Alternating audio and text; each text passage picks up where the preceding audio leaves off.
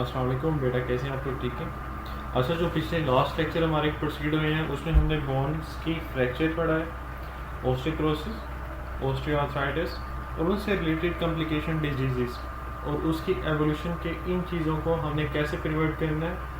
Secondly, इनकी pathology क्या है। थर्डली, ये चीज़ें मेल और फीमेल में एज अ डिफरेंस प्रवोक करते कैसे चल रही हैं। मसलन मेल में कौन सी डिजीज़ हैं जो कि ओल्ड एज में जाके कॉम्प्लिकेशंस के साथ प्रवोक करती हैं, और फीमेल्स में ऐसी कौन सी डिजीज़ हैं जो कि ओल्ड एज में जाके कॉम्प्लिकेशंस के साथ प्रवोक करती हैं। उनमें एज फैक्टर जो है वो इम्पॉर्टेंट है, वो याद करना है। कुछ ऐसी डिजीज़ हैं जो कि मेल्स में अर्ली एज में प्रोग्रेस में है, कुछ ऐसी डिजीज़ हैं जो कि फीमेल में लेट एज में प्रोग्रेस में है। एक और फैक्टर होता है जिसे कहते हैं हार्मोनल चेंजेस और the session of the normal menstruation.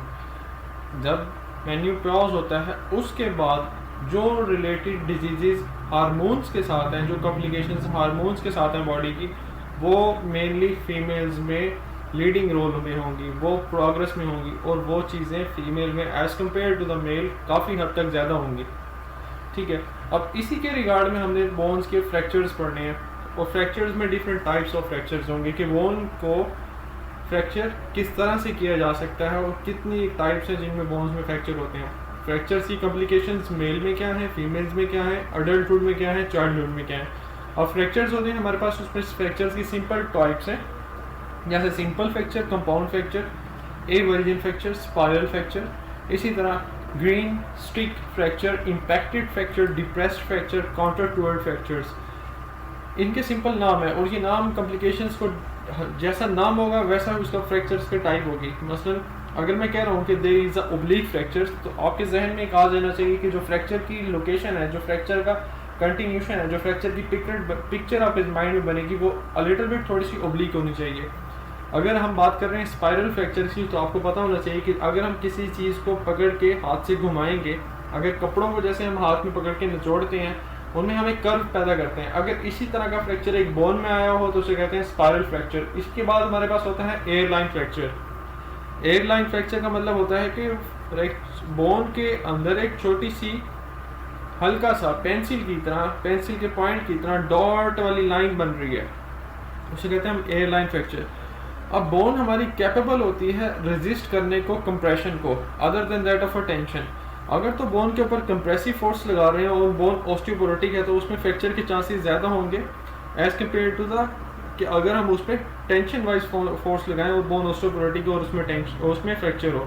तो पहली बात तो याद रखें कि कंप्रेसिव रेजिस्टिंग फोर्सेस बोन पे लगाएंगे जब हम, तो फ्रैक्चर के चांसेस ज़्यादा होंगे as compare to the tension forces अगर लगाएंगे बोन पे in case of the osteoporosis, right, in case of osteoporosis. दूसरी बात ये, आपको बोन का नॉर्मल स्ट्रक्चर पड़ता है, हमारे पास एपिफिसिस होती है, डायफिसिस होती है, नीचे मेटाफिसिस होती है। एपोफिसाइटस इनकी एपिफिसिस वाली साइड पे, एपिफिसियल जॉइंट्स वाली साइड पे लिटिल बिट स्वेलिंग इन्फ्लेमेशंस होती हैं।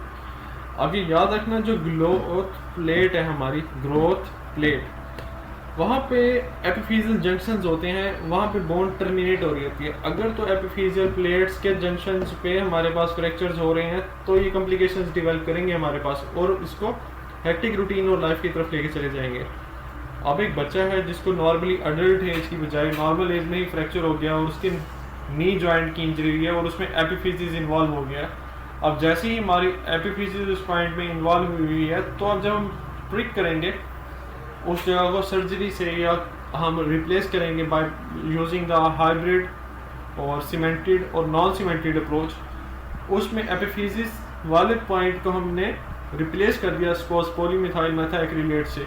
अब होगा क्या, बोन ने ग्रो करना था एट दैट पॉइंट, वो वाला पॉइंट हमने हटा दिया, हटा के हमने उसकी जगह लगा दिया प्लास्टिक या स्टील। अब प्लास्टिक और स्टील तो ग्रो नहीं करता, रिजल्ट क्या होगा हमारे पास, उस बंदे की, उस लिम्ब की ग्रोथ रुक जाएगी। इन दैट केस ये डिपेंड करता है सर्जन की अप्रोच पे।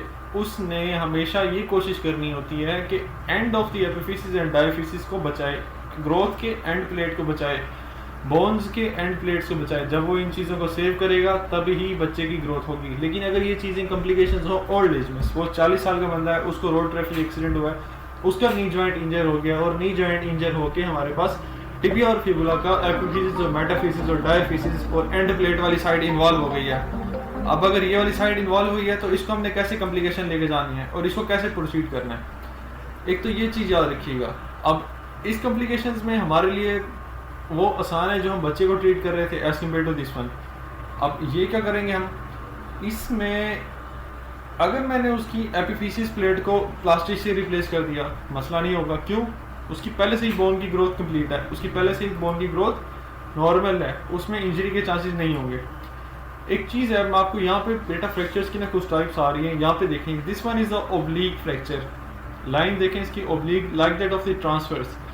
This one is the communicated fracture. Communicated fracture देखो यहाँ पे मीडियल लेटरल कंडाइल है और उसके साथ ही नीचे जाके शाफ्ट जहाँ से स्टार्ट हो रही है वहाँ से फ्रैक्चर हो गया। Third one is the spiral fracture. Spiral fracture में देखो ऐसे ही लग रहा है जैसे हमने बोन को एक हाथ से पकड़ के मरोड़ा हो, ट्विस्ट कराओ, टर्न कराओ। इसमें फ्रैक्चर बनता है in the form of wave. देखिए यहाँ पे ऐसे कर्व करके पीछे वाली साइड पे जा रहा है। This one is the compound fracture. ये मेनली रिजल्ट होता है रोड ट्रैफिक एक्सीडेंट के जरिए में।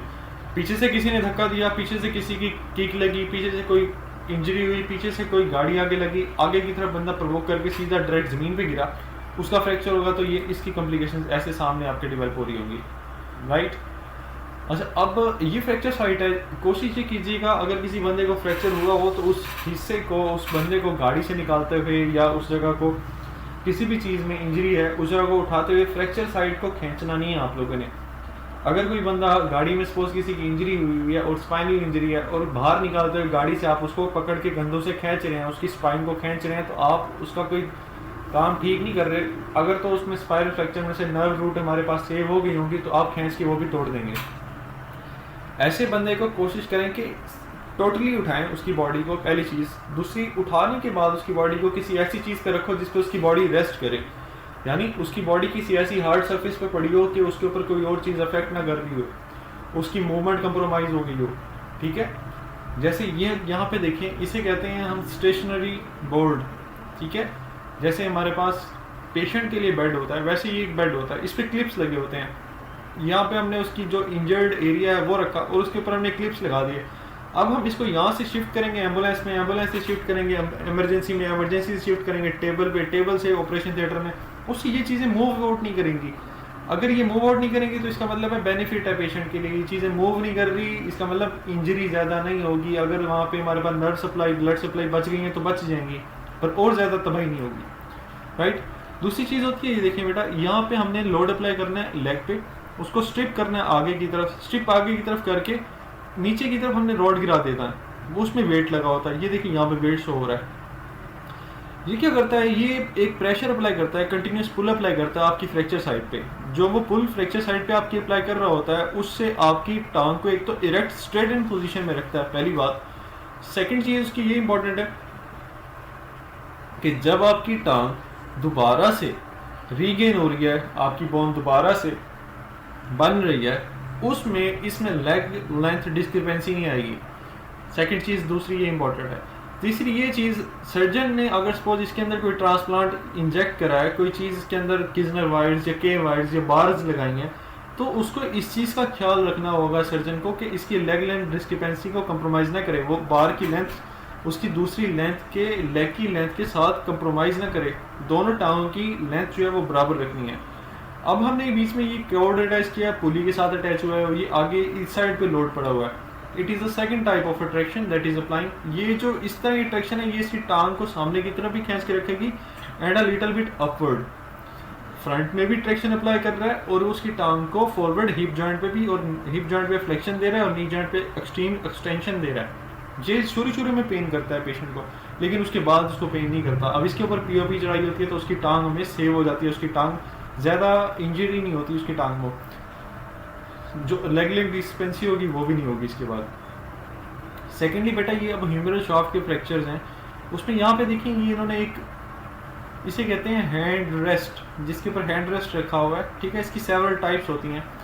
हैंड रेस्ट को आपने शोल्डर के साथ इंटेंगल्ड करना होता है। इसमें शोल्डर कफ बनी होती है, एक साइड से दूसरी साइड से यहाँ पे क्लिप्स लगे होते हैं, फिर ये बाजू जो होती है इसी पोजीशन में सेव रहती है, मूव आउट नहीं होती, हिलती नहीं है। सेकेंडली ये चीज़ें आपका ये भी फ्रैक्चर्स के लिए होता है, आपके रेडियस और अल्ना के फ्रैक्चर्स के लिए प्रोसीड किया हुआ है। इसमें क्या होता है, जो अगर सपोज इसमें आपको आइडिया हो गया है, क्योंकि आपका थंब आउटसाइड पे है और दोनों फिंगर्स ये वाली अंदर है, तो इसमें अल्लाह का फ्रैक्चर है, और अल्लाह के फ्रैक्चर को, अल्लाह की मूवमेंट को कंप्रोमाइज़ करने के लिए उसने ये मूवमेंट करी है। दोनों उंगलियां बाहर निकालने का और दोनों उंगलियां अंदर करने का मकसद ये है कि आपकी जो इंफीरियर रेडियो जॉइंट पे सुपिनेशन और प्रोनेशन हो रही होती है उसको कंप्रोमाइज़ कर रही है, उसको कैपेबिलिटी में प्रोसीड नहीं करने दे रहा। ठीक है बेटा, तो यहाँ तक आपका कंटिन्यूसली फ्रैक्चर साइड्स खत्म हो गई हैं। आगे हम फ्रैक्चर्स की हीलिंग नेक्स्ट लेक्चर में स्टार्ट करेंगे। तब तक के लिए कोशिश करें आप लोग इसको बहुत ही अच्छी तरीके से पढ़ें। ठीक है बेटा, ओके जी, अल्लाह हाफिज़।